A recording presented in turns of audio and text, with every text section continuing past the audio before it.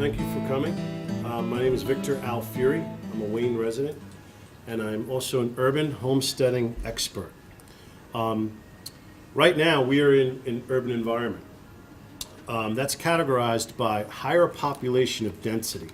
And the truth is that we live next to an enormous metropolis, which is New York City, and we're all really a part of that, okay?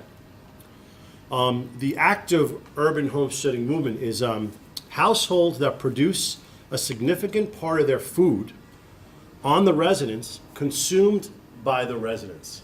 This movement is taking hold throughout the country. This is using old school sustainable practices like drying clothes on a clothesline, raising backyard chicken hens, goats, rabbits, having fish farms, worm farms, and raising honeybees. Also, this includes creating edible landscapes for fruits and vegetables, medical plants, and converting lawns into gardens, right? We got to mow the lawn anyway. We might as well use it to produce something for food for our families. All of this has taken hold because of a common desire to live a more healthy, environmentally conscious lifestyle. Okay? A practical, more efficient way of life. It's a back to the basics, and it's focusing on needs, not wants. Why? Why are people doing this, right? Why are people across the country starting to practice this type of lifestyle? There's many different reasons. For me, I kind of put it in the order that I wanted to do it in and why I got started, but really they're all equally as important. For me, it was realizing the truth, okay? The reality. And the reality is, you know, most people that garden are inherently people who research. So you start going down that path and you start to realize the reality is we have no idea where our food comes from. We have no idea what's in our food, right? Knowing where your food comes from. When this is very important because when you plant a garden, you know what's in your soil. You know what chemicals are used. You know when you raise chickens what your chickens are being fed. You know how they're treated. So that's really knowing where your food comes from is very important because there's some simple facts. This is from the USDA. 8 days after produce is harvested, it loses 50% of its nutrients. Okay? But here's the problem. They harvest vegetables before they're ripe. They never get to reach their ripe potential because when they arrive at the supermarket, they want them to be ripe at that time, right? They want them to look nice and pretty. So they pick them before they reach their full potential. Plus, you have a dramatic depletion of the nutrients over a very short period of time, which is only 8 days. And when you think about where we get our vegetables from, places like Florida, California, Latin America, China, it takes a long time to get these stuff. You have to wonder what these were treated with.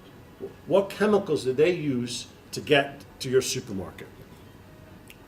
Another really important reason is self-sufficiency, becoming less dependent on outside resources. Right now, we depend on our supermarkets, right? We have to buy what they buy. And most of them all get them from the same place. They get them from distribution warehouses. So the difference between Whole Foods fruit and Food Town fruit, they're all pretty much the same. They all buy them from the same place. So with that, by practicing this type of lifestyle, you lower your carbon footprint because you're using less resources. And ultimately, you're creating food security, right? You're creating food right on your property. Whether you live in a condo and you have a terrace, or whether you have a backyard where you can do some more gardening, you create control and you create food security. Because ounce for ounce and pound for pound, you're going to produce some on your property that's better for you and tastes better than anything you can buy in the supermarket. That's a fact. Most of all, though, and the studies have shown, more people are trying to live this lifestyle because they're saving money, right? Gas prices are going up, energy costs are rising. To offset the food costs, people are starting to grow their own gardens and raise chicken hens. And it's all about taking back control, which over the years we have lost. One of the ways to do this, and one of the methods, and one of the urban environment methods, is a method called square foot gardening. Square foot gardening was invented in 1975 by a local resident, Mel Bartholomew. He was an engineer. But one of the things he would do is, and his first job was, he would go to manufacturing plants and help them to become more efficient. So he started to look at the gardening process, and he had all these row gardens. And he said, why gardening, why are people so shunned from doing this? Because it takes a lot of work, a lot of energy. He wanted to make things much easier for the urban environment. So he came up with the idea, which is a very logical idea, but now this idea has become the most efficient, cost-effective, highest yielding forms of backyard gardening on the planet. It is now being implemented all over the world. And why it is because it uses less space, less seed, less time, less water, ultimately less resources, and you get a bigger harvest. It's a very intense form of gardening. And reason why it works, here's a quick example. You look at the back of a seed packet, right, with carrots. It says we should plant carrots every 6 inches, right? If you planted them every 6 inches, it would take, to plant 16 carrots, it would take up 7.5 feet. So now you would have to weed 7.5 feet. You would have to water 7.5 feet. Mel says, why aren't we doing this? Why don't we put these same 16 carrots in 1 square foot, right? Plant them right next to each other. Why, and now all of a sudden, you only have to weed 1 square foot or water 1 square foot. You don't need these big row gardens anymore. They're unnecessary in our environments. Here's an example. This is a square foot garden, Mel Bartholomew's typical garden. Take a look at this. 16 onions in 1 square foot. 9 beets, because each vegetable is going to take up a little bit more or less room, right? A broccoli plant's going to take up 1 square foot. You only put 1 there. But when you get to the smaller stuff, bush beans, 9, radishes, 16, in 1 little square foot. This is a 4-by-4 garden. Look at all that you can produce in 1 and 4 square feet. How easy is that to take care of? You weed, it takes you a couple of minutes, you water in a very short period of time. This is a little facts. I have my little urban homestead locally in Wayne. Here's some simple facts about it.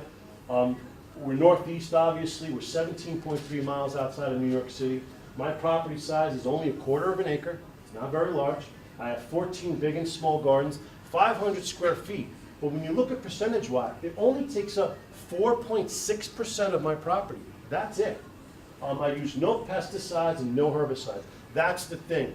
You don't need to use any of this stuff anymore.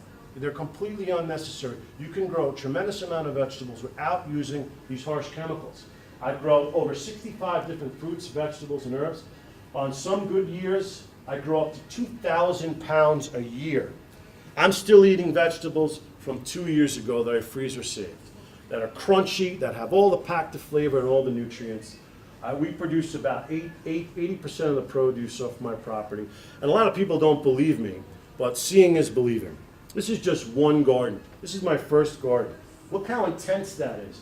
You use every space of the garden. And the concept behind this is you don't want to walk on the soil. You want to stay in the outskirts of the soil. You use that loose soil, it produces, look how intense. I have about 16 or 17 different types of vegetables growing in here. I harvest 600 pounds a year from one garden.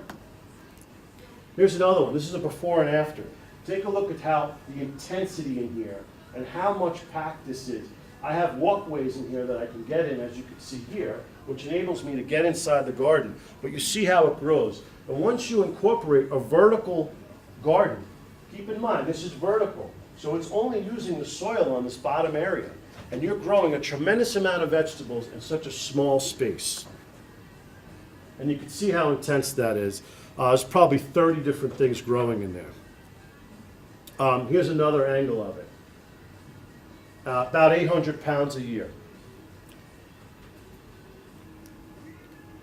That's my wife, Michelle. This is one cherry tomato plant. It's over 6 feet tall. And the reason why is because you concentrate on creating good, rich soil. Okay? For you to create good, rich soil in a big row garden would be virtually impossible. But when you focus on a small area and you compost correctly, you could really turn your soil into, give it all the nutrients it needs, and this is the kind of growth you get. Sweet potatoes. If you can grow anything, You want to grow sweet potatoes in the Northeast. They pack more nutrients and minerals than anything that you can possibly grow. This is just a simple little garden on the side. Take a look at how well this did. Look at the size of these sweet potatoes. Bigger and tastier than anything you'll ever find in any supermarket. And all I did was throw down seed. And approximately 120 days later, I harvested over 200 pounds of sweet potatoes. Vertical gardening. You could do this in any space. You could do a 2x4 on your driveway, and look at all the growth you get. Cucumbers, sugar snap peas, beans, whatever you want on the vertical. You do not need the space. That's why this works so well in a small properties in the urban environment. You could have a vertical garden, backyard, side yard, front driveways, balconies, patios, anywhere you want. Okay, and really what it's about for me is the quality of life, right? My wife walks in the backyard with a wicker basket, and that's how we decide what we're going to eat for dinner. She goes out and she harvests all these wonderful, whatever we want. We get fresh peppers, big heads of broccoli, sugar snap peas, tomatoes, Roma tomatoes, basil. And that's the quality of life. You're not getting something that is grown in Latin America. You're getting it 10, 20 feet outside your back door. That's minutes old. That's packing all the nutrients your body needs. You know, this is just my opinion, but I recently just lost 40 pounds, but I did that because I changed the way I looked at food. Our food doesn't pack the nutrients we need. So we eat and we continue to eat more and more and more because we're not getting the nutrients that our body needs. So when you start eating stuff like this that packs all the nutrients your body needs, you don't crave all that other stuff. Here's some harvest, just an example. Purple tomatoes, cubanellas, peppers, red tomatoes. You have eggplant, cucumbers, big watermelons. This is all grown probably I'm a quarter mile from here. Now, protein source, right? You have your urban homestead, you have your gardens going, and it all leads to the protein source. You need some form of protein. I thought of doing rabbits at one point, but rabbits are very good. They have low in fat, the meat. The only problem is they lack in the protein. So I went right to what makes so much sense is the egg. But I want to give you some facts. And this is really what gets you going down this path, are the realities. The USDA considers eggs fresh in a supermarket at 45 days old, okay? The USDA allows manufacturers a 7-day packing window. So they don't have to pack the egg for 7 days. That 45 days starts the day they pack. So you could buy a fresh, a dozen eggs in the supermarket. They could be 50 days old by the time you get them home. Now, you're not going to eat a dozen eggs when you get home. They might sit in your fridge for a couple of extra days. They say fresh on the packet. They could be over 50 days old. And by the time you get them home and use them, they could be up to 60 days old. These are the realities. And this is why this movement is taking place. There's a chart on my website that enables you to figure out exactly how old your eggs are. And they put a little code on the bottom. And you'll be surprised when you do the research. But the backyard chicken hen, tremendous health and sustainable benefits. Tremendous health and sustainable benefits. They're just outstanding. They add so much to your life. And getting back to the commercial farmed eggs, these are the realities. We've all seen these. It is virtually impossible to raise that many chickens in one small area without using antibiotics, additives, supplements, and growth hormones, right? If you packed a bunch of people in one area, something would break out. The flu would break out. You'd get disease. It happens the same thing when you confine chickens to small little areas. It's not a healthy atmosphere for them, and it pays. And the chickens pay for that. And these are the realities. This is where we're getting our eggs from right now. It's virtually impossible not to pump them with antibiotics. Amazing thing happens. Once you remove the chicken out of the manufacturing type plant and you put them in a natural environment, right? You remove them out of the stress. You let them act like chickens, right? Peck around, do little courtships, whatever they might go through. An absolute remarkable thing happens to the quality of the egg. Take a look at this. This is factual data. This is based on university studies throughout the world.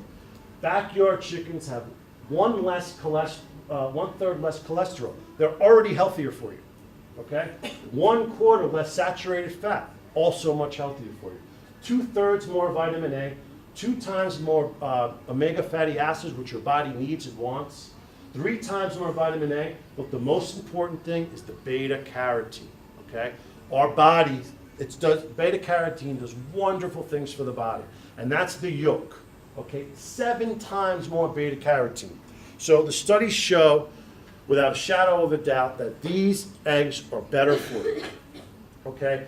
And it's because they're able to live free, natural lives. And the yolk, when you taste a backyard chicken egg, you notice the difference immediately in the taste, and that is in the yolk. And that's all the rich beta carotene. You notice it immediately, and you get that heavy, thick yolk in there, which is outstanding. And other things chickens do. Chickens, the minute you start raising hens, you immediately lower your carbon footprint. There is no waste when you have chicken hens. Everything is used. The manure, which is the most sought after manure, is fantastic for your gardens. It's why I have 7-foot and 6-foot high cherry tomato plants. But also the manure is fantastic. You can put it on your lawns. Also the eggshells. Eggshells high in calcium, we know that. But what I do is I dry them out in my oven a little bit, and I take them and I crush them all around my yard to feed my yard, because I don't want to use harsh chemicals. So everything is used. Also, of course, you eat the eggs. I talked about the fertilizer, outstanding. It has high in nitrogen, it's great for gardens. It contains potassium and phosphorus. Outstanding fertilizer, no harsh chemicals. The shells are packed with calcium, and this is a fact. Raising backyard chicken hens has a positive impact on the environment. Very easy to take care of. All they need is fresh water. They need a dry and clean coop, and they have a purpose. You will save money raising hens. When you think about that, a dozen eggs right now in the ShopRite in Oakland are $4.69 for a dozen. Okay? A bag of feed is only $17, all natural feed. You could feed 4 hens for 4 months on 1 bag of feed. I personally save over $300 a year raising hens. It's a tremendous savings. When you put all the vegetables and the savings of the chickens together, when you think about what it costs for produce per pound right now, you really save yourself a lot of money. And that's why one of the main reasons the urban homesteading movement is really taking off. Also, people are getting very innovative. And what you're seeing now is called the chicken tractor. If you notice, it has wheels on it. It has handles where you can pick it up. What they're doing is, my hens are only 2 pounds, less than 2 pounds each, very tiny. But they lay 300 eggs per year. So I get 900 eggs per year from my family, fresh, organic eggs. What they do with these tractors is they move them around their properties. Every day they change it. So they'll put it on parts of their lawn. They enable the chickens to eat the weeds, eat the ticks and the bugs and the grubs. Also, their waste fertilizes the lawn. The next day, you move it to another spot on your property. So now you don't have to spread all these chemicals all over your yard. You just utilize the hens that you have at your property, and you use what they call a chicken tractor to fertilize your lawns. The funny thing, I like to bring this up because when I first started this, I wasn't a big environmental person. You know, I was like, whatever, when the world's done with us, they'll get rid of us. But what happens is the second I started gardening, I started doing research and starting realizing, what am I doing? Why am I putting all these chemicals on my property? Why do I need these? My lawn is just as green as everybody else's, right? Why am I doing this? So inherently, once you start practicing this type of lifestyle, you start to save the planet, right? You start doing your little part, because if everyone starts doing that, we could really start to make a difference. Every little bit helps. Here's another thing, and that's really what this is about for being here and talking to you guys, is the average farmer in this country is 55 years old. This whole way of life has skipped a generation, and we need to start getting that back. We're starting to pay the price. That's why we're seeing vegetable prices shoot up. That's why we're buying stuff from China and Latin America. We don't need to do that anymore. We need to have everything locally, and we could do that. We could use the farmers markets. We could use community gardens, but ultimately, the only way to know what's in your food is to grow it yourself. We touch on population. The bottom line is that it's growing. Where are we going to get our food from? Right now, this is as of March 12th, we have over 311 million people, okay? Just in this country alone. They're expecting there's 7 billion in the total world. Expected 10 billion by the year 2055. Where are we going to get our food from, right? Yes. The time to learn is now, okay?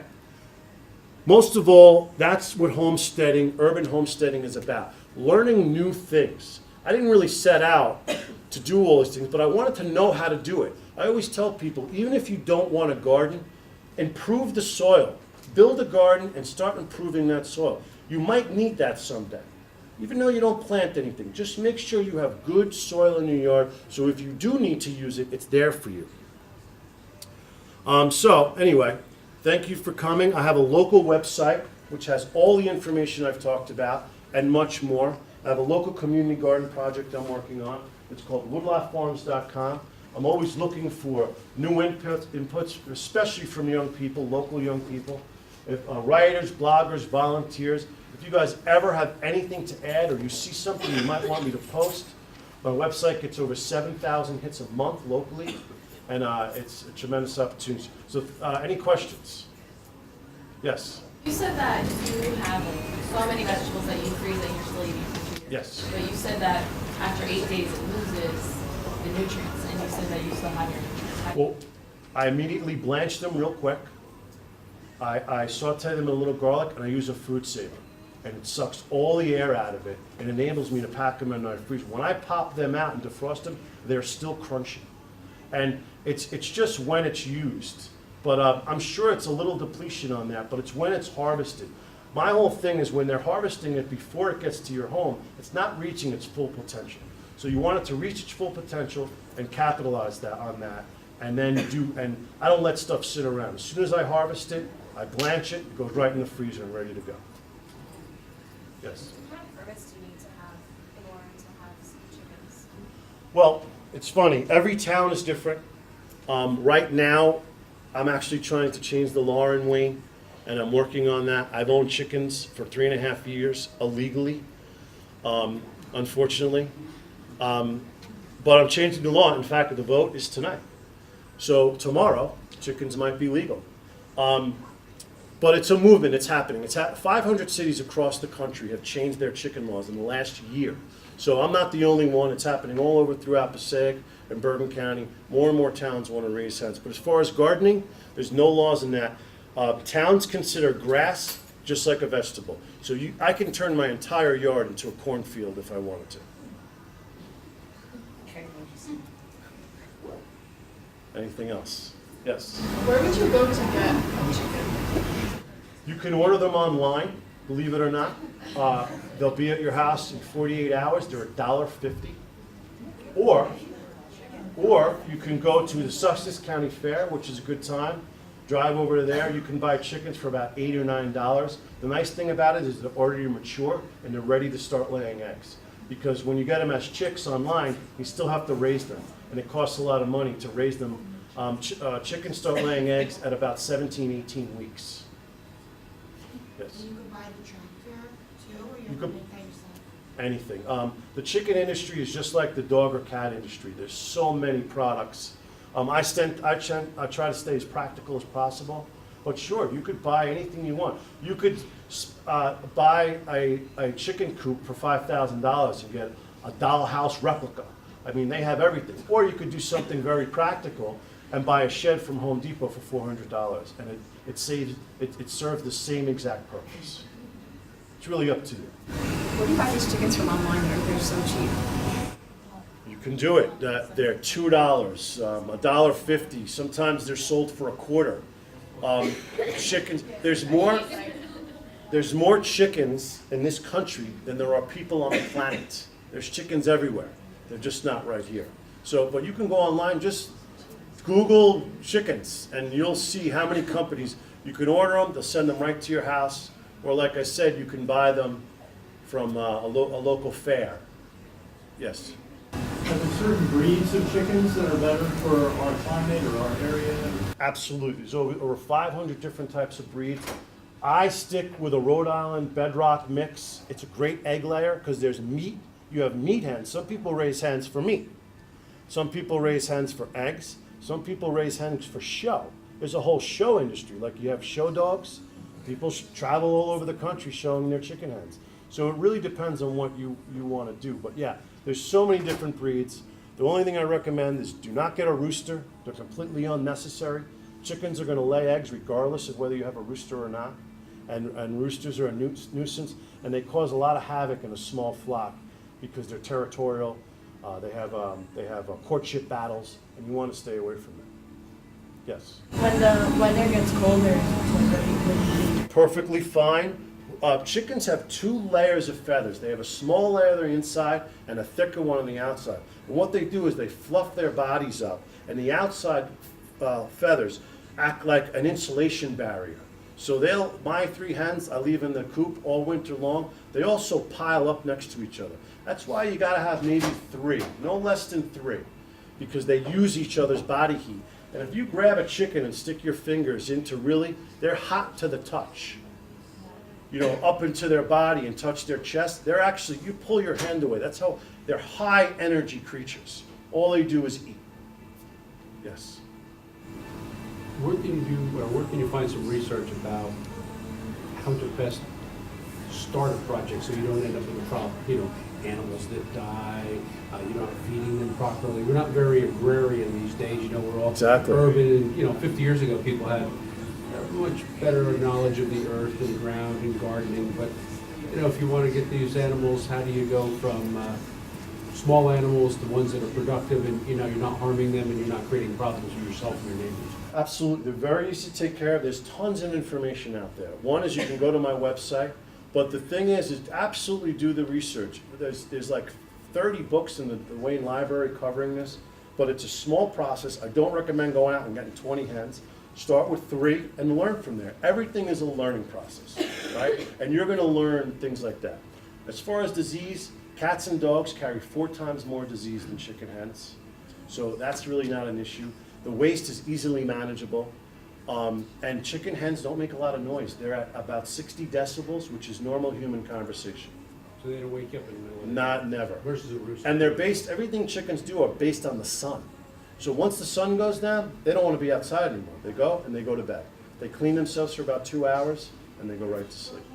Do you have lights and things in the coop? Yeah, I add a light in the winter because that increases the egg production. Once they have little light, their egg production dies off a little bit. So I add a light that gives them the sun they need to produce the eggs. But eggs will produce, 1 chicken hen will produce about 300 eggs per year. Guys, thank you very much.